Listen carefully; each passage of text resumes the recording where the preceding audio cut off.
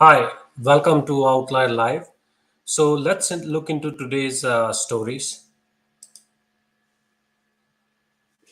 So union auto workers strike finally came to an end tentatively. So Ford and UAW reached a deal to end the strike, which included a record pay rise. So let's look into what the terms are.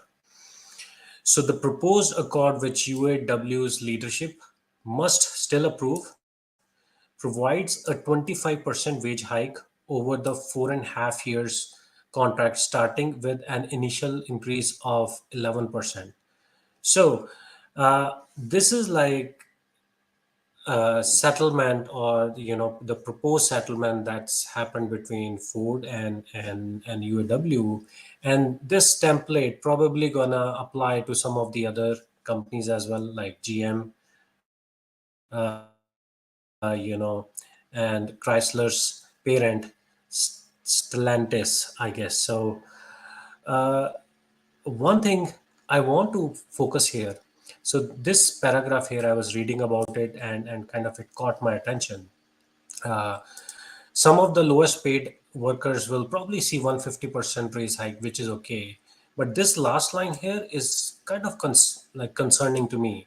The union also won the right to strike over future plant closures. So let's look into this.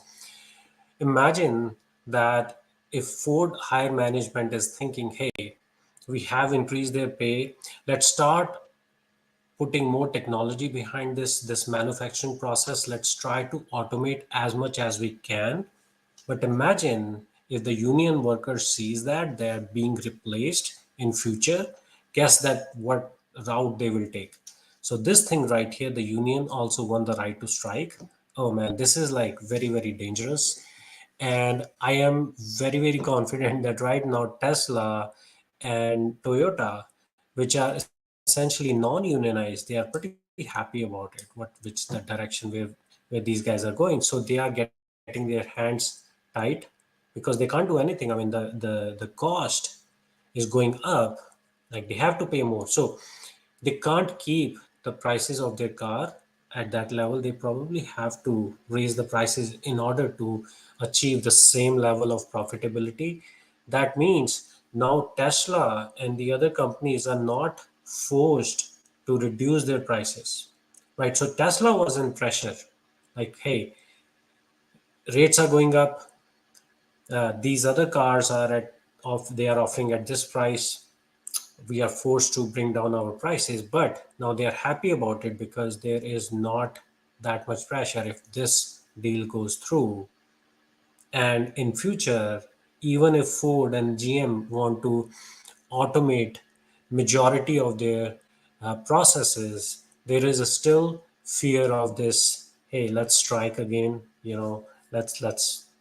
They are not gonna look at it from the nice glasses in future. So, all right, let's look into our second story. S&P 500, Nasdaq, and sharply lower as Alphabet disappoints. So this tells the whole story literally. Yesterday, Alphabet, parent company of Google, they announced their quarterly earning, and it was pretty disappointing. The cloud services saw a slowdown, Google Cloud Services.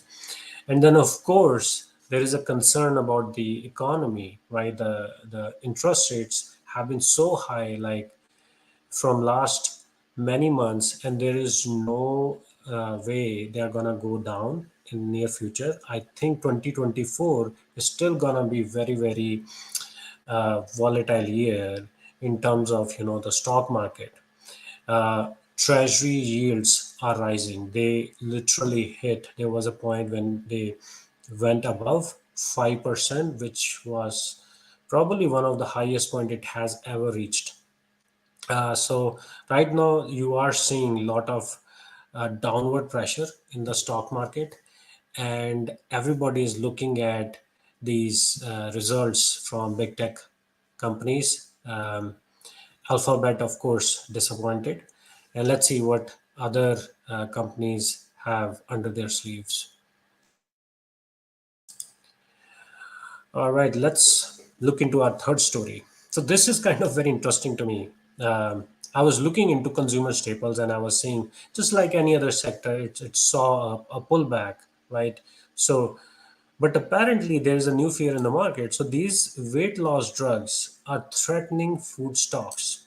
So let's kind of look into, read about it a little bit more.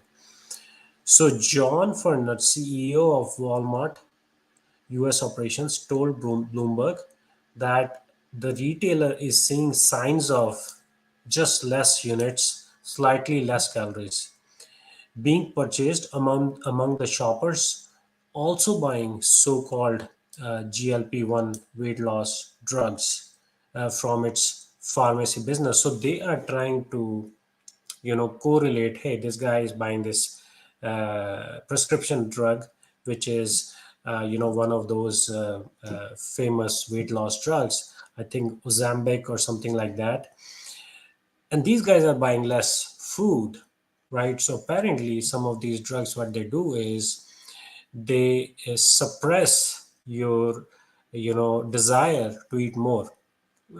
I mean, it's actually good. I was reading about it that around 40% of US adults are literally overweight and obese, and that is the one of the reason these drugs are so popular right now, because people are getting aware of their weight, and they want to make sure that they are not, um, they're doing something about it, right? So they are taking these drugs which is suppressing their food, their urge to eat more food. And now the companies like Mondelez, right, the company that make Oreo, Wheat Thin, Chip Ahoy, and some of these other companies, they are seeing, like, they're fearful right now. What if people eat less, right? What if they don't eat their Oreo cookies? So what will happen that? So that is, there is a pressure in the market due to these drugs which are catching up, by the way. And based on what I was reading here, that it reduces the calorie intake of an average adult from 15 to 20%. So imagine if 25 to 50 million of Americans take this drug by 2030, you know, the total calorie consumption of the nation could be reduced by 1 to 3%.